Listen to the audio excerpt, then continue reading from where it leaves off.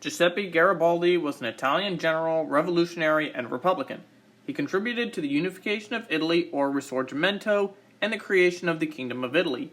He is considered to be one of Italy's founding fathers and led many military expeditions from South America to the Italian Wars of Unification.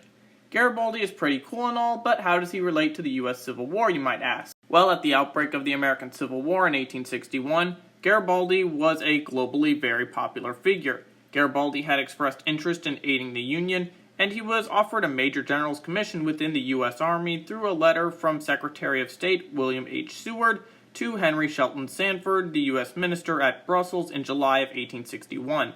And on September 9, 1861, Sanford met with Garibaldi to discuss how Garibaldi could aid the Union militarily. During this meeting, Garibaldi said the only way in which he could render service, as he desired to support the cause of the Union, would be if he were its commander-in-chief of all U.S. military forces. He also said that he would only go on to lead the entire Union forces if Lincoln declared the abolition of slavery. In 1861, Lincoln really wasn't ready to abolish slavery, therefore Garibaldi decided to only support the Union ideologically. Changes to occur in an alternate timeline to make Garibaldi lead the Union in the Civil War would of course be if Lincoln issued the Emancipation Proclamation in 1861. Additionally, remember, Lincoln had only wanted to offer Garibaldi a commission as a major general, so Lincoln would also have to be willing to accept Garibaldi as becoming the commander-in-chief of all Union forces. There would, of course, also be consequences and effects to these two conditions being met. First, of course, is the emancipation of slavery. When the South seceded from the Union, the Confederates were claiming it was all about states' rights, and with the immediate proclamation, the war is officially over slavery, and nobody can deny it in 1861. Therefore, the British and French would be less willing to work with the South.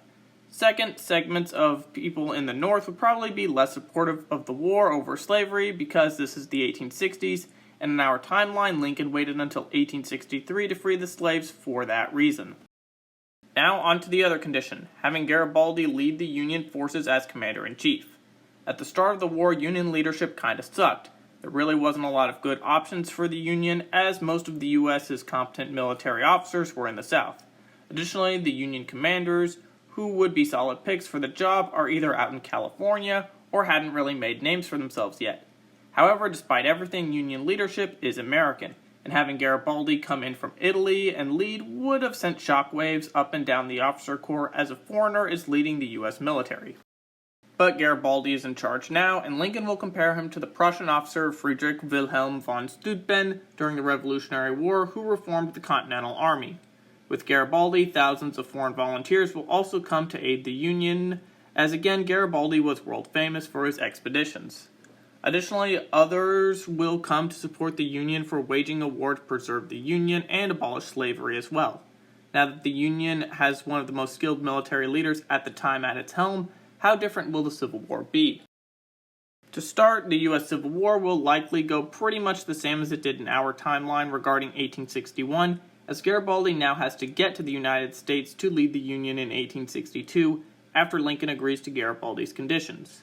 Garibaldi was also an expert in guerrilla warfare, which didn't really qualify him to lead a huge modern fighting force, as his skills and experience might have served him better leading a brigade or division rather than an entire army, but even Garibaldi's most sympathetic biographers also admitted that he wasn't super great at the English language, which would also pose some challenges, as he wouldn't be perfect commander for the United States at the time.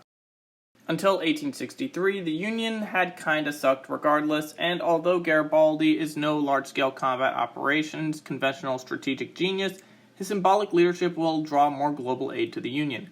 Additionally, he was definitely not incompetent like some of the early political Union officers like McClellan and Sigel, who were promoted far beyond their abilities.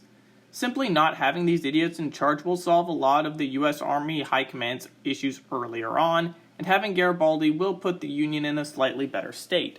But despite not having much Lisco experience, Garibaldi had fought many successful revolutions.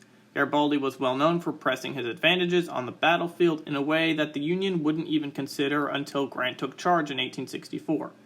With this in mind, Garibaldi would be doing what leaders like McClellan and other Union generals in the start of the Civil War really didn't do in 1862, and that is launch successful offensives on the eastern front of the U.S. Civil War. Meanwhile, I feel like Grant and his command will go pretty much the same as they had in our timeline regarding the Vicksburg campaign. The end of the war, in my opinion, would come in late 1863 or early 1864, as Garibaldi was very good at beating the odds in battles.